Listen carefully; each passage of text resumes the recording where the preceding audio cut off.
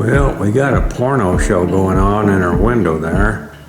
Yeah, we got 2 hummingbirds and one of them is very frisky.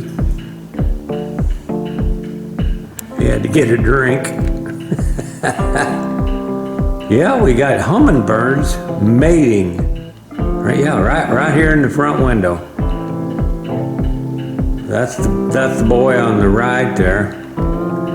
The girl on the left, she's not moving. We don't know how many lovers she's got, but she's been busy. Oh, there he goes. Yeah, boy. I have no idea how that works, but they hop on her back and flitter. I don't know where I don't know. It's called birds and the bees. There they go.